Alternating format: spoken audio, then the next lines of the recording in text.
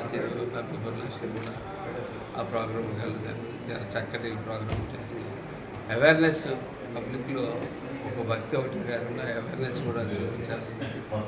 ఏదో కాన్సెప్ట్తో మూర్తిరాజు గారు ఎప్పుడు వెళ్తూ ఉంటారు. దానికి ఆయనకి ఎప్పుడు ధన్యవాదాలు తెలియజేస్తాం. అలాగే ఈసారి సెల్ టు హెల్ అంటే ఈ రోజుల్లో కుటుంబాలని సెల్ ఎంత ప్రయోజనకరమో అంత ప్రమాదకరం.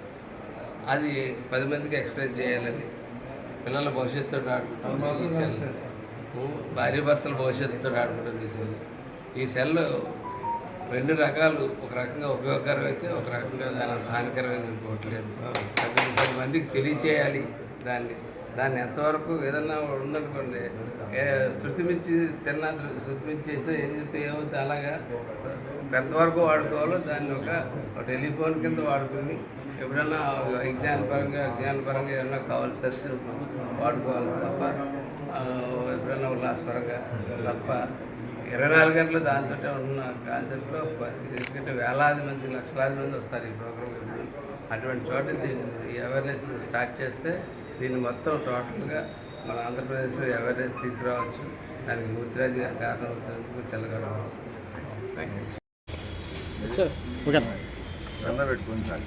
అందరికీ నమస్కారం.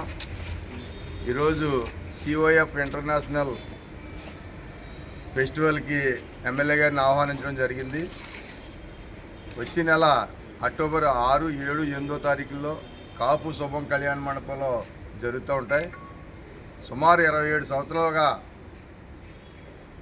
మూర్తిరాజు గారితో పాటు నేను కూడా ఉండి ఈ మార్పులో ప్రతి ఒక్కరూ భాగస్వాములు అవ్వాలని. మార్పు అంటే 2 విషయాలు గుర్తుపెట్టాలా. ఇది మత మార్పుడు కాదు, ప్రతి ఒక్కరూ అర్థం చేసుకోవాలా. మనసును మార్చి మంచి మార్గంలో నడిపించడం అంటే క్రైస్తవ సంస్థల్లో COF ఈ రాష్ట్రంలోని దేశంలోని సుమారు 7 లక్షల మంది సభ్యులుగా ఉన్నారు ఈ సంఘంలో. నేను హైదరాబాద్లో మీటింగ్ పెట్టడం జరిగింది, ఢిల్లీలో మీటింగ్ పెట్టడం జరిగింది, ఇంటర్నేషనల్గా జెరూసలేంలో కూడా మీటింగ్ పెట్టడం జరిగింది. 3 మీటింగ్లు కూడా నేను అటెండ్ అయ్యాను. చాలామంది పెద్దలు కూడా రావడం జరిగింది.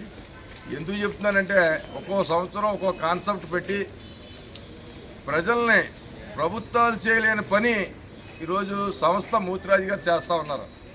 నానాజీ గారు కానీ, లేదా ఇంకొక ఎమ్మెల్యే గారు కానీ, ఇంకొక MP గారు కానీ ఒక పట్టా ఇస్తారో, లేదా ఒక ఇళ్ల స్థలం ఇస్తారో, లేదా ఒక బందర్ కార్డు ఇస్తారో, లేకపోతే ఒక సైకిల్ ఇస్తారు, మోటార్ సైకిల్ ఇస్తారు.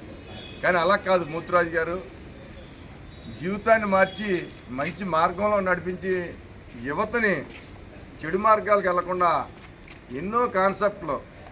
కాపు కళ్యాణ మండపంలో ఒక సంవత్సరం 2013లో కష్టపడటానికి ఇష్టపడాలని ఒక కాన్సెప్ట్ పెట్టాం. తద్వారా ఆ రోజు 3000 మంది వచ్చి 3000 మంది కూడా మనం కష్టపడి భవిష్యత్తులో ముందుకు రావాలని ఒక ఆలోచన ఇవ్వడం జరిగింది. ఇప్పుడు సెల్ గురించి పెట్టారు. సెల్ అవసరం దానికే వాడాలి తప్ప అక్కర్లేని దానికి వాడితే అది పీకి మీకు వస్తుందని చెప్పి ఈసారి కాన్సెప్ట్ కూడా పెట్టడం జరిగింది.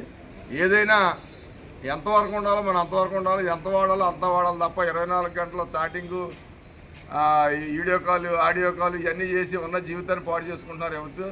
అది పాడవకూడదు అన్నదే మూర్తిరాజు గారు ఆ కాన్సెప్ట్ అని చెప్పి సందర్భంగా మూర్తిరాజు గారిని, ఆ COF మెంబర్స్ని, బోర్డ్ ఆఫ్ డైరెక్టర్లు అందరినీ కూడా అభినందిస్తున్నామని చెప్పి సందర్భంగా తెలియజేస్తూ ఈ కార్యక్రమానికి అందరూ ఆహ్వానితులే రావాలని చెప్పి ఆహ్వానిస్తూ ఉన్నాం.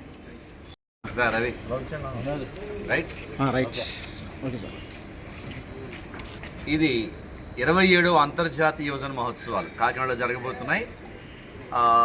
అంతర్జాతీయంగా అనేక దేశాల నుండి తెలుగు ప్రజలు హాజరు కాబోతున్నారు, తెలుగు యువత హాజరు కాబోతున్నారు.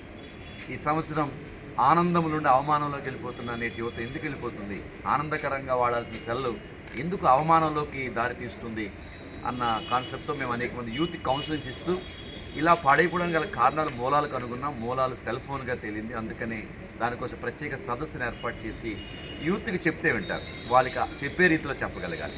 కనుక ఒక మంచి మ్యూజిక్ ఇచ్చే వాళ్ళకి కాన్సెప్ట్లో మంచి తరగతులు నిర్వహించబోతున్నాం. ప్రముఖులైన వారు వస్తున్నారు, దీనికి రాష్ట్ర కేంద్ర ప్రముఖులు రాబోతున్నారు. కనుక యువకులందరూ కూడా 2 తెలుగు రాష్ట్రాలను యువకులందరూ దీనిలో పాల్గొని దైవ దీవెనలు పొందాలని అక్టోబర్ 6 నుంచి 8 వరకు కాకినాడలో జరగబోతున్న ఈ అంతర్జాతీయ యువజన మహోత్సవాలకు మీ అందరికీ స్వాగతం, సుస్వాగతం.